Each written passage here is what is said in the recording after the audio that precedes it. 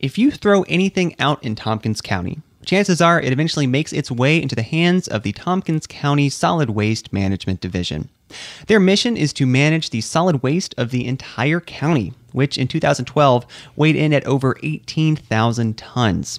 As part of their effort to manage and maybe even divert some of this waste, Tompkins County Solid Waste has recently expanded its composting program around the county.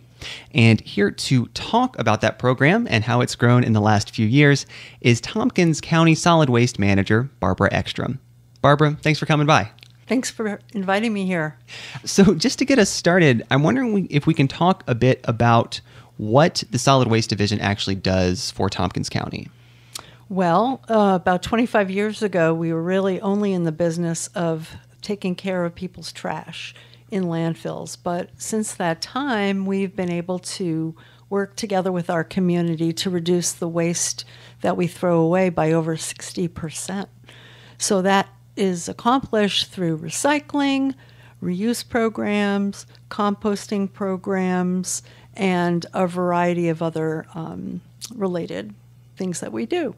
So thinking about that kind of 25-year history, when did composting become part of Tompkins County Solid Waste's mission? Well, actually, we started with a home composting program with Cornell Cooperative Extension about 20 years ago that encouraged people to compost on site.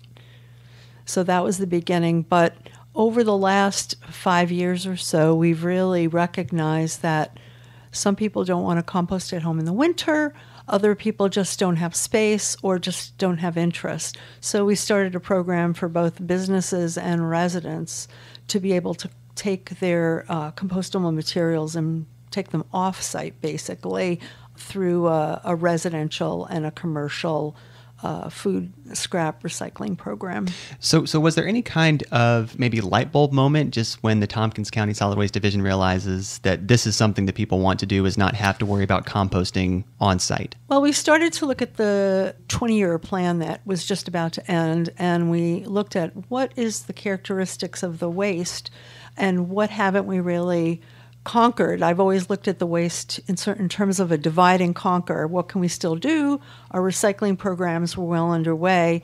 And then we looked at the fact that federal EPA said about 20% of the waste stream is really food materials, food scraps.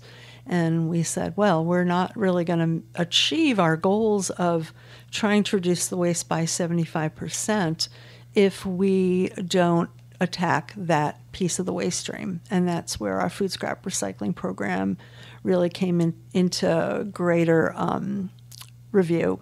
The other thing, I actually heard a report at a conference a number of years ago that Americans basically throw away about 25% of the food they purchase, which really got my attention, as well as the fact that it's roughly $1,600 a year that's wasted, as well as over 33 million tons of carbon emissions result from landfilling of food scraps. So thinking about the decision that the county made to start focusing on this off-site composting program and this food scrap composting program, what did it really take to make this program a reality? Well, of course, the material has to be collected and it has to be brought to a composting facility where the material is really turned into a valuable resource. In the county already was a company that named Cayuga Compost that had really had its very small beginnings at the Cayuga Nature Center, but then had to move to their location where they're basically a topsoil company.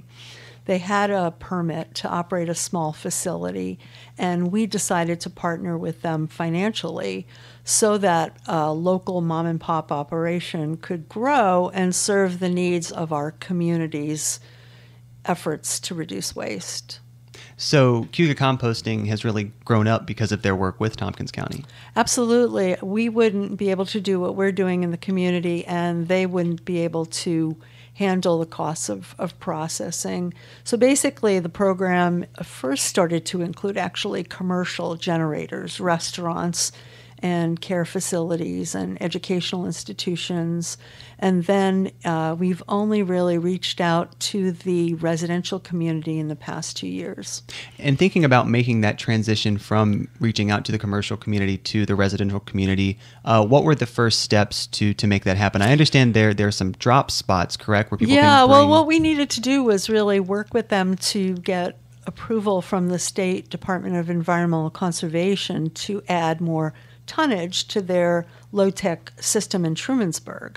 And so that began the work. And then we were also looking at ways that we could reach out to all community members, and we started up a drop spot at the Recycling Center public drop-off area for free to residents that came and wanted to bring other materials to the facility.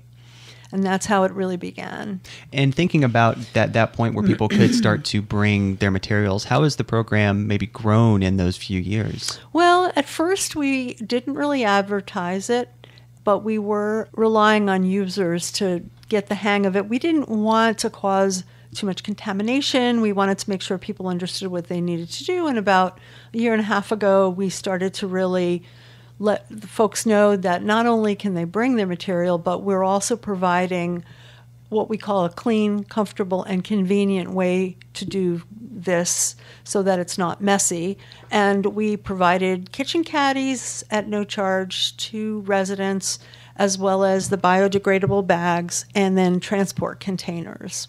So we've really grown from starting with nothing to just at that drop spot alone, we're getting about 8 tons a month with opportunity to do a lot more growing.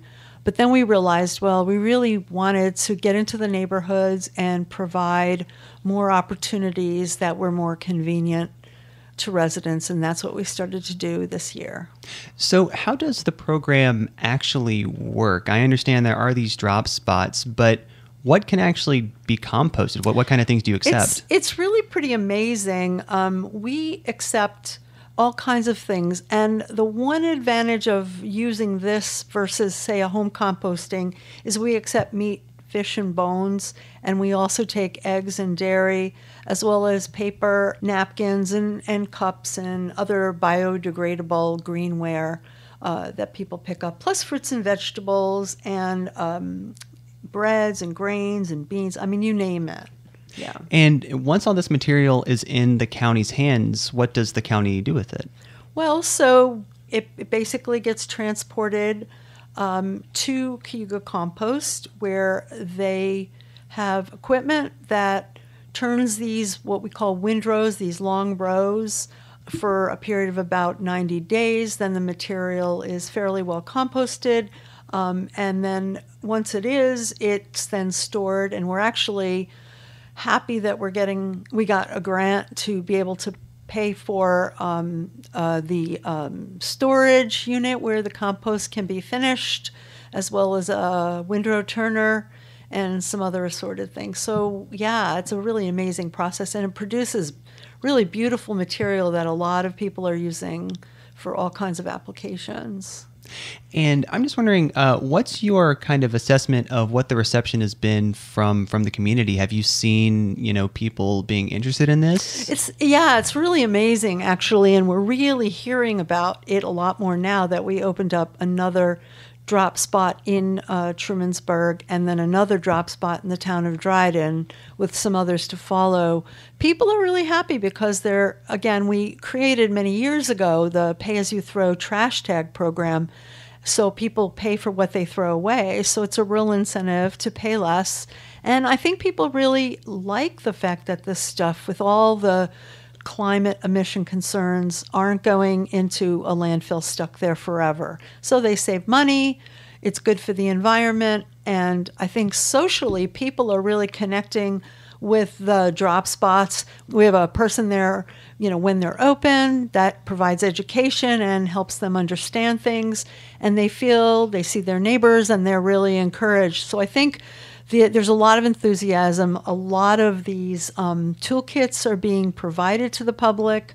I get to hear all of the exciting comments. We have a lot of people from other countries from Cornell and Ithaca College, and they're used to this in their countries, so they're very happy about it. Senior citizens and just general families and individuals that really want to participate.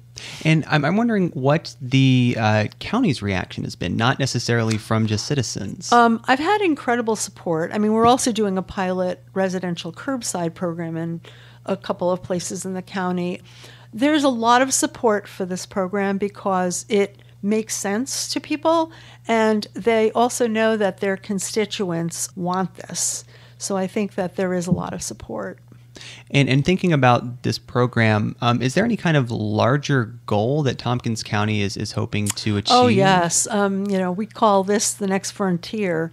And if there really is, up to 20% of this food scrap material in the waste stream, and we really want to see our goal of 75% of the waste stream diverted, this is going to play a really important part in our county's future.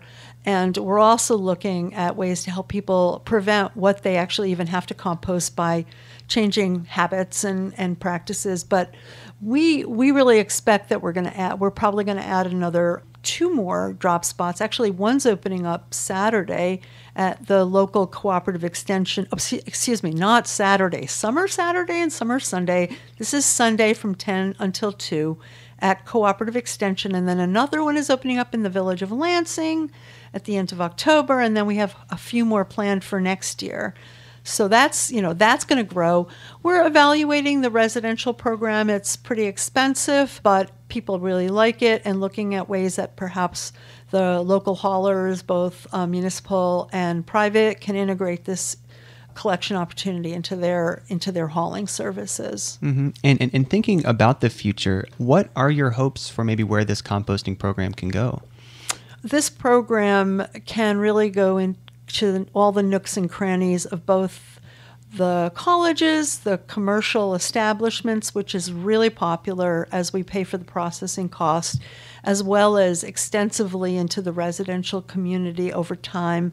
We're anticipating that probably in the next 5 years there'll be about 10,000 tons of food scraps composted in our community, whereas right now I'd say we're at about 2,500 tons.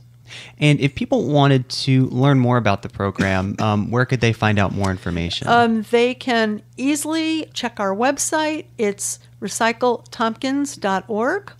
And we update it frequently, and there's lots of information about food scraps and all of our other programs to reduce waste.